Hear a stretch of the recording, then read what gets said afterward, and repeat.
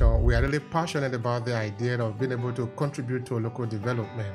We can just bring another explosion to bring the people who don't know the history of somewhere, how those things happen to come to life. Because we are trying to encourage them to come and visit, to come and connect to their brothers and sisters in Africa, to come and touch their land, the land of their ancestors. So what would you tell them? What would you say to them that they can tell them something to make them want to visit Tanzania? It was those incredible events or moments that are happening. What do you usually thought about Bagamoyo, and what do you like other people to learn about it? Those people that were enslaved in Tanzania, or who got enslaved and maybe transported to Tanzania, do you know where they went to?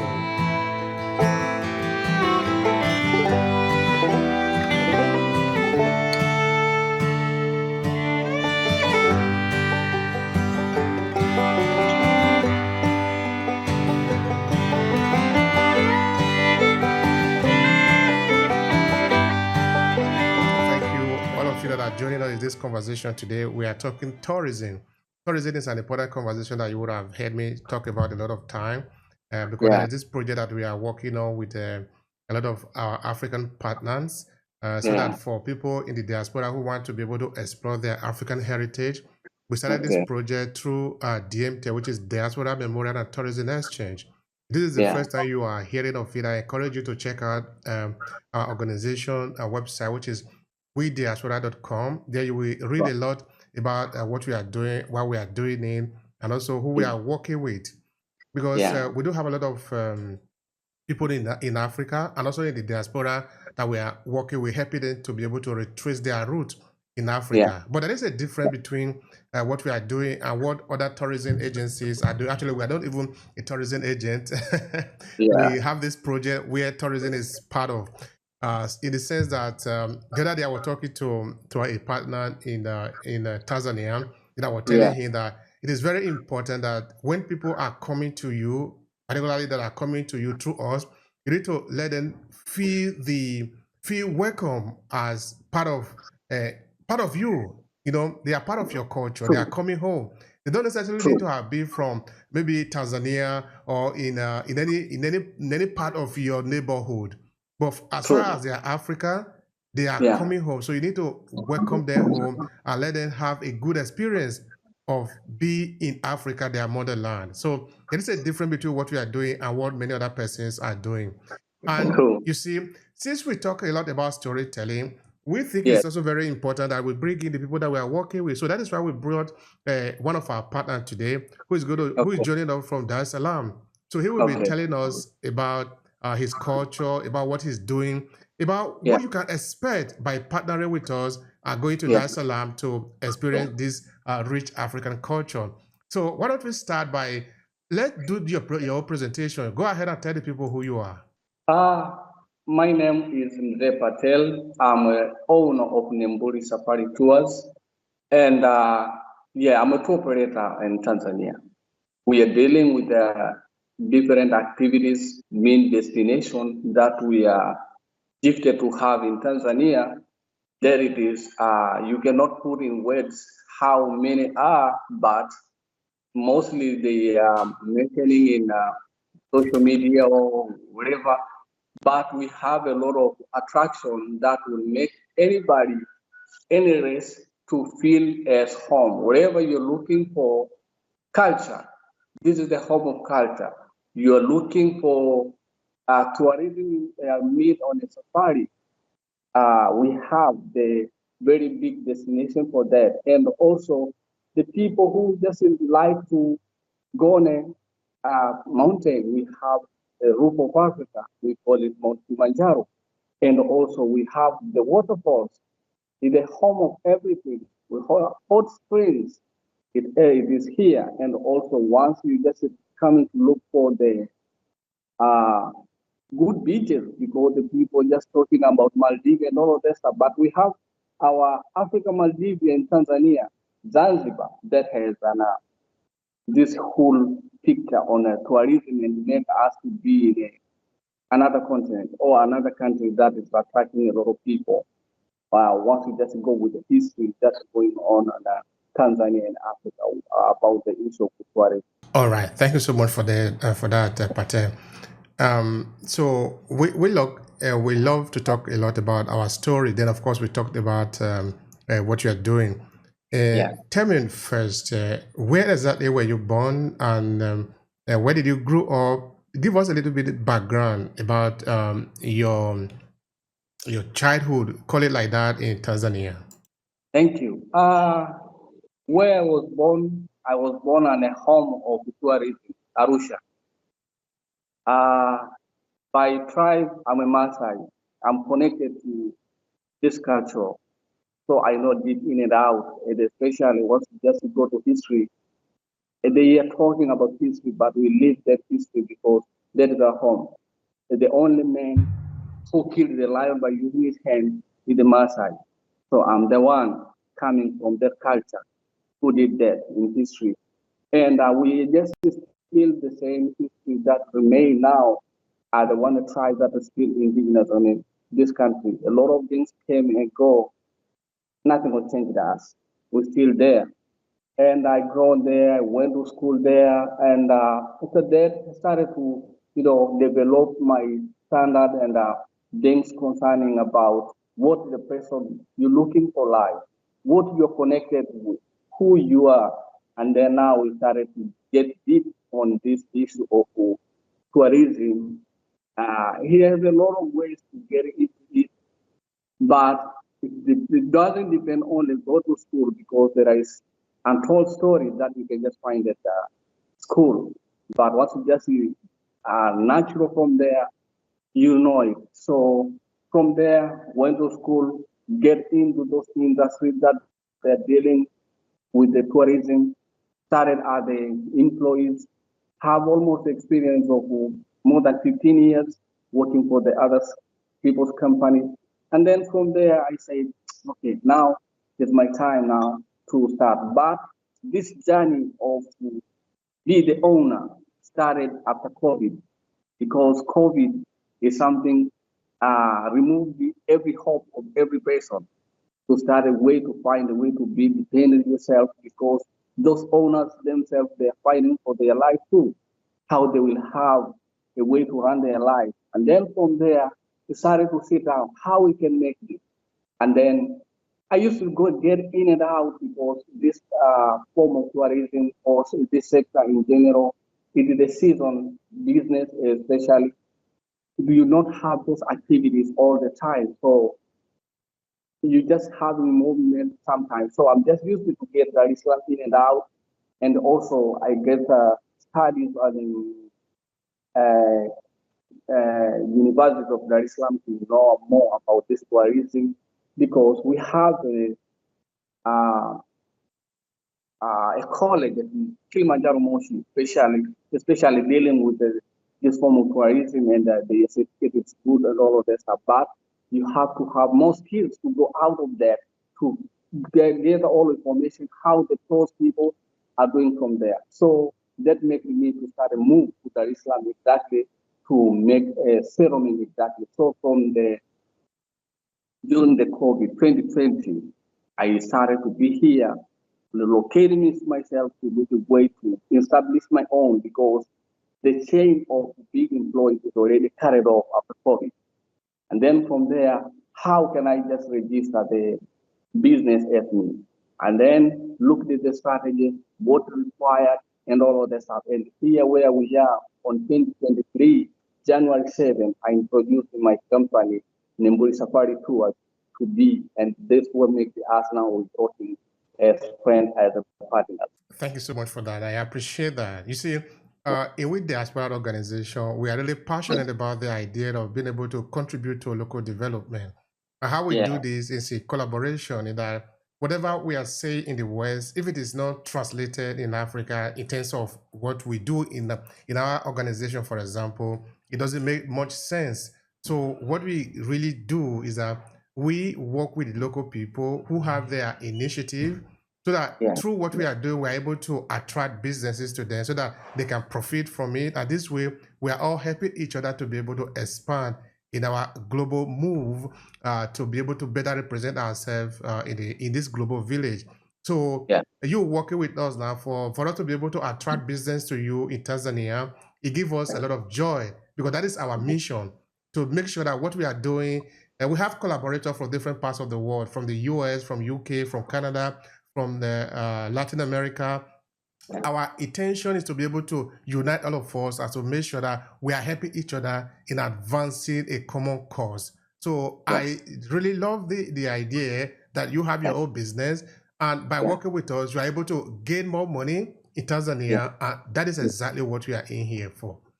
All right. So tell me a bit about your take of the We Diaspora organization, because you know that we are new in the market of tourism.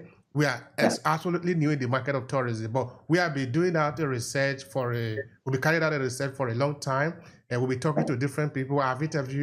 I've done more than 1,000 interviews talking to different people of African descent, trying to understand their feeling, their intention. This is what actually led to this project. So you coming to know about We Diaspora, we're interested in learning from you. What is your impression from Tanzania? What do you think about us? What do you think about what we are doing? It's a very good question. You as Diaspora's platform and me as Nemburi Safari Tours, you as a platform that already existed and already did a research on how can bring these stories that is in people's brain or people's books, but not everybody was able to open their book and get this story. But through We Diaspora's platform, we can just get together and then we spread them. And then once you add what you already did a research for, we can just bring another explosion to bring the people who don't know the history of somewhere, how those things happen to come to light. So that is that's what We Diaspora is the light, bringing things into reality. So that's why I was impressed to get in a position to contact you and get to where we are now as a partner. Thank you so much for that. We appreciate that too. Now, tell me a bit about, we are curious. As member of the African diaspora, we are curious to understand what is happening there in Africa. Because most of the people that we are attracted to come to visit Africa, they have never been to Africa all their life. They know that their parents, their forefathers are coming from Africa, but themselves, they have never been there. So because we are trying to encourage them to come and visit, to come and connect to their brothers and sisters in Africa, to come and touch their land, the land of their ancestors. So what would you tell them? What would you say to them that they can tell them something to make them want to visit Tanzania as one of the places in Africa that is important to visit, looking at maybe, for example, Zanzibar and any of those historic places that is connected to people of African descent, whether in US, in UK, in other parts of the world. What do you say to them?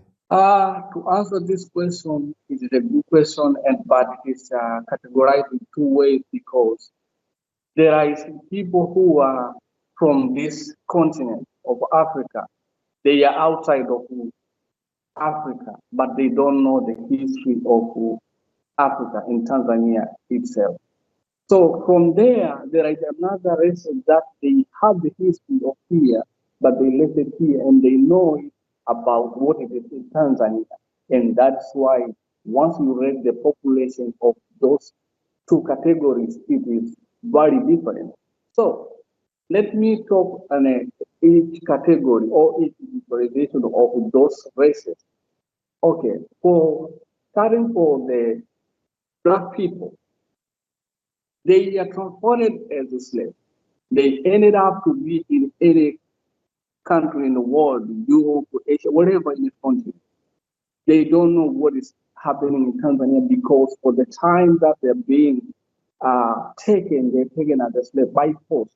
So they didn't the generation that was born by those people over there, they don't know what's on here because no any record that was left for them to come to get a far or to study back to know, yes, there is our motherland. That is somewhere that has A to Z. From there, me as a or a tour operator, tour agent, owner of the company, once I get a person of this race that they don't know about history of this country specifically, the people in the world mostly they are focusing on safari, those beautiful beaches, and all of that. But there is something they are not focusing in, especially for somebody landed from maybe from UK to Dar es Salaam. Before you start focusing on that client to just book for safari, or there are other attractions that will catch attention of this client from there, and then you drive crazy that person without even start to think about safari. Okay, for the history of Dar es Salaam, what it is found in Dar es Salaam, where I'm living, where I'm staying now, we have museum. What is museum? It is the place that's holding the history of maybe the whole country or the some part of things happen in the country. And then you start with the client from there about tribal culture, once you just come food culture, and all those tribes, how they are custom, how they are living, how they are doing their daily basis. And then from there, the person will start to say, yes, this is good. I have, yeah, can I just make safari or I go to Zanzibar as it is popular, or I can just keep dig what it is found in Dar es Salaam. So for a person now, for example, book for Dar es Salaam or just learn for Dar es Salaam, you didn't have any or you didn't know where to go. We have a lot of attraction that our brothers and sisters that was taken as a slave, they will know. The other they have pain, they don't want to hear that history, but it is good for their ears to understand what they happened for their ancestors, their elders before, back in the days. From there, the ears will be open. I didn't know this. And then from there, we just go our daily life. We need food and all of that stuff. We maybe they already know how their daily life on where they coming from. You're depending to the store. You just go grab whatever what you want. But once you come here, I will take you to the market that has fresh food. It will just come from the farm to you to just to take home. And how are the cost of life? Housing, we just maybe they are familiar with the apartment and all of that stuff. But I will come here and then I will give you the options. What do you need from you are living? Do you need a house or you need to stay in an apartment because you used it to be an apartment? And then from there, you'll get an idea that it is outside of safari and all of that stuff. But to go to another race that's already know what's happening there, the history, they will come and visit National Museum because it is there. You will find specimen bone brain that it is in a museum or all of those histories they found on museum. They just go, they want to see what the ancestors they did for the peoples of Africa or the land here. So from there, they will just start, okay, what is important, what is popular? They will go to the beaches. We as Black, the most of the people, we value mostly about where we staying. Is it safe? How was our food? Is it organic? Because now there is a big eruption of affection of food. And how was our daily life being, our society, our community? How are we connecting with the community? And then from there, you just, okay, how can I just, because most of the country and how I studied, most of the country around Africa, Tanzania, we live as a community. We need to have that and this.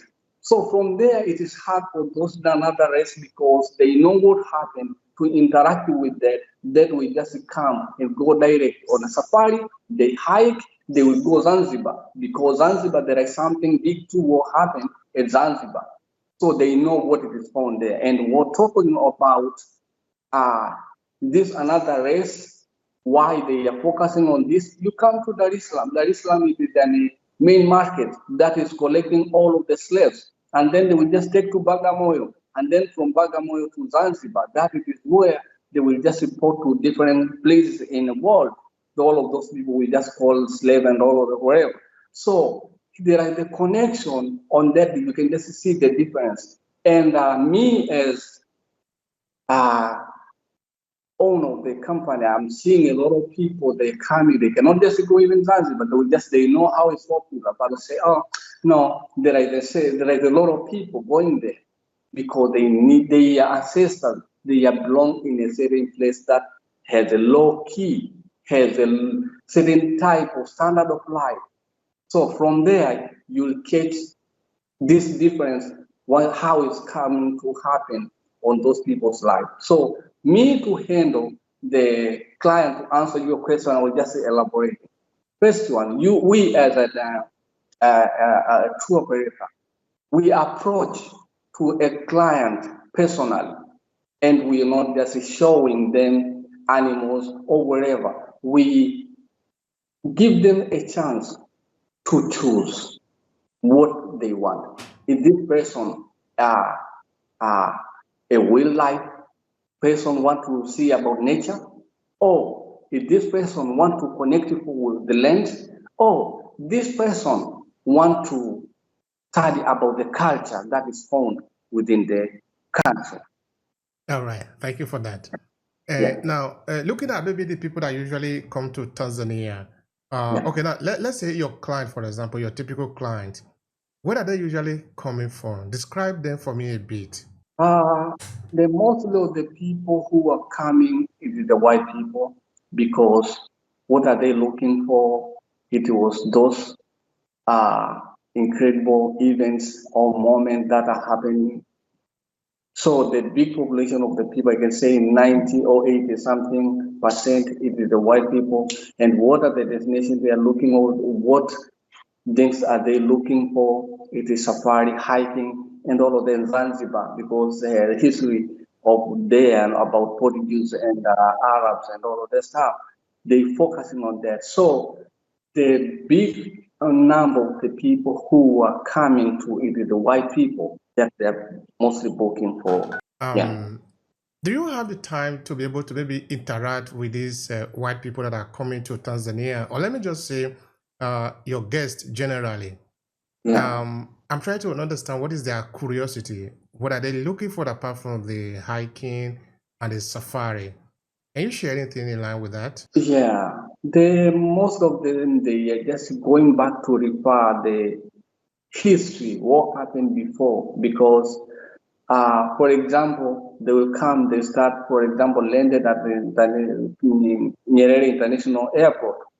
They know what it is here. There is the museum at Dar es Salaam known Makumbusho.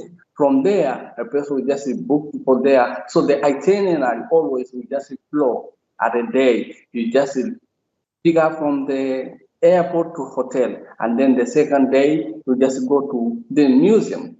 Mean what is the museum? There is the history of our ancestors, what they did within this continent or within this country.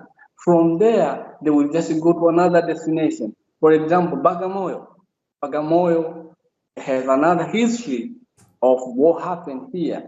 Then the main place that will be taken slavery to another place. And we have those churches built by Portuguese. Vasco da Gama, you can just find them at a Catholic church. We have there, and the main cross is still at Bagamoyo. All of the historical places, they will go there to review or to get back those historical what happened. And then after that, it is another entertainment. We just go outside of safari, because it is known, it is the culture, how those people are interacting. They need to study about the culture because they didn't live it. They have the history of it. So they want now to interact with the local to know exactly what's happening. That is the experience of the Muslim. And also get to be more deep local. to find a way to connect as a way to learn the culture and come together on how they can understand what happened before. Because everything outside of hiking and safari, everything starts at how the culture and custom of the people, how they are living. And there with those historical places, you can find different type of food or culture, how they're doing. You come and find the dance, how they just doing, the language, how they do interact. And then from there, they will just give them a big picture of knowing how they get to into there, so that will be familiar exactly what they said, what was said before. All right. Bagamoyo, that is what you were referring to before. Could you tell me a bit about that? As a Tanzanian, what do you usually thought about Bagamoyo, and what do you like other people to learn about it? Bagamoyo. Okay, let me start Islam a little bit, because in order to get a story of Bagamoyo, you need to start at Dar es Salaam. Bagamoyo is the old city, but things started for the time at the main market being of slaves be done at Dar es Salaam, and there will be holding at we have the main market Kariakor of slaves before the local they come to change the name of Kariakor, but it wasn't the meaning of Kariakor. The meaning of Kariakor, it is carry your core. It is what you was given to carry. Then it is the meaning. Now we Swahili people, Tanzanian, we call it Kariakor, but exactly how those settlers or the white people who was before here, when we put those Arabs and other races that have been here, they using the word carry your core. What was given to carry, that it is, and the carry your core, that is the commandment. And then now it is known carry a core is a big market in East Africa and Tanzania. So from there is the main market that holding all slaves. They're coming in different regions or different areas of Tanzania. And then from there, before they start to ship, they gather them together, buyers and all of this stuff, they take them to Bagamoyo. Bagamoyo is the joint, is the bridge of those slaves from other regions that are found from Tanzania, transferred to Bagamoyo. And then from Bagamoyo, there is all of those, we call it buildings or forts, because they have, for Zanzibar, we call it Fort Jesus. They have those forts. It is what we call it.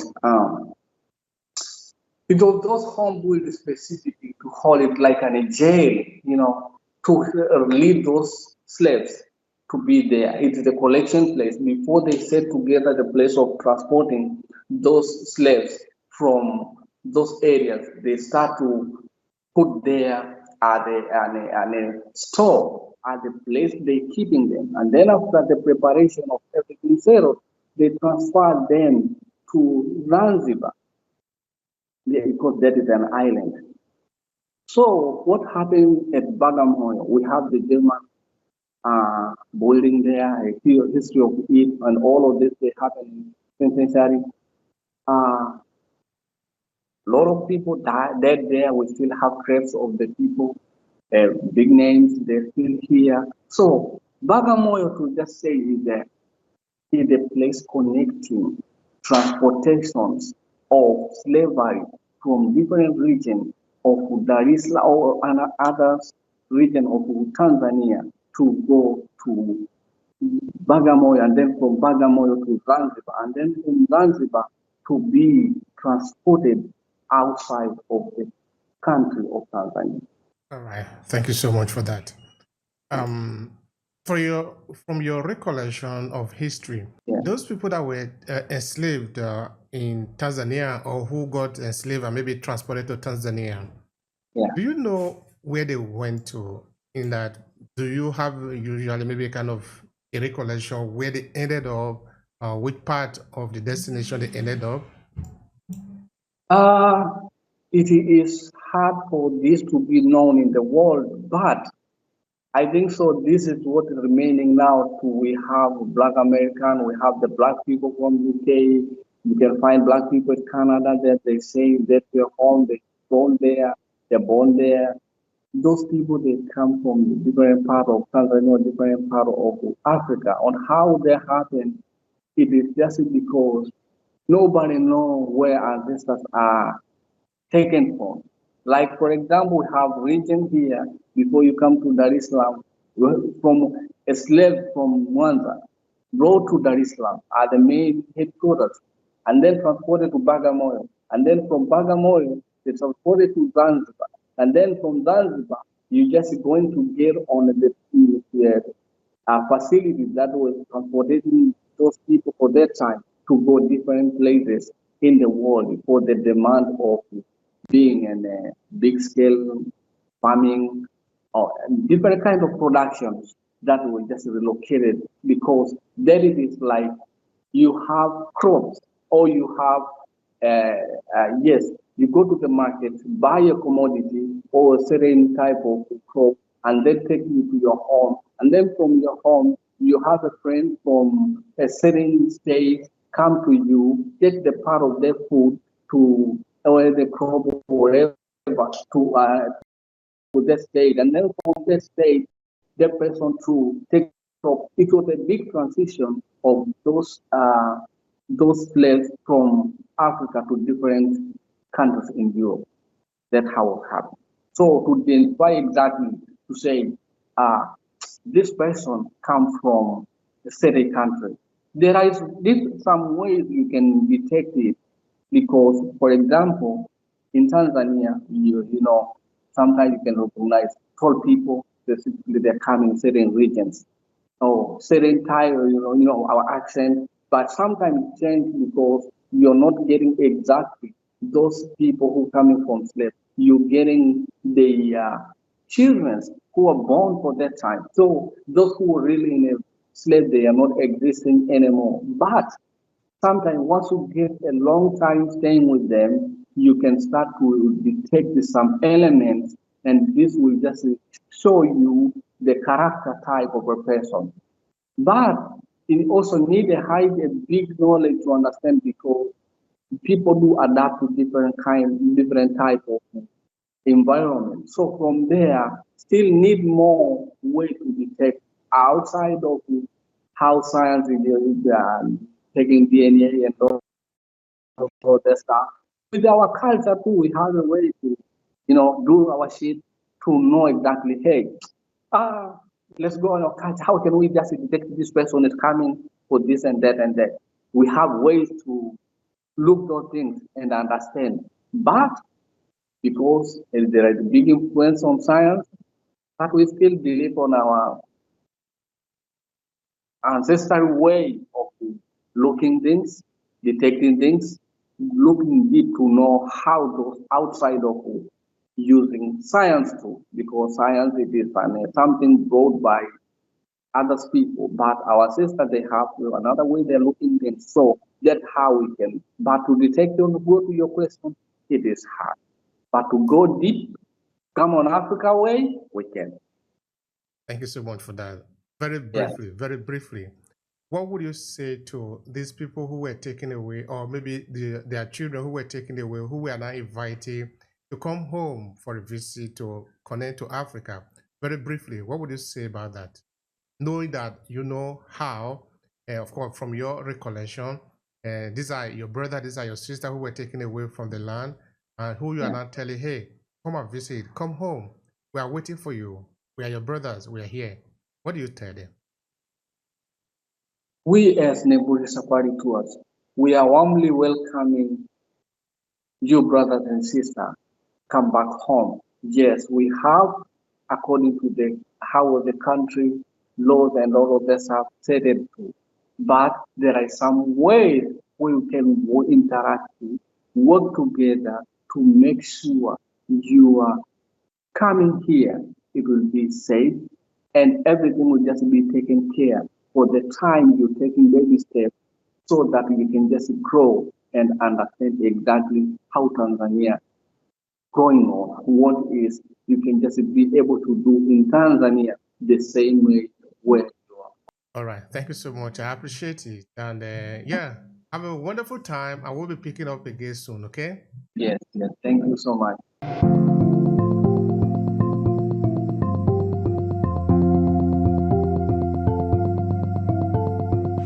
you.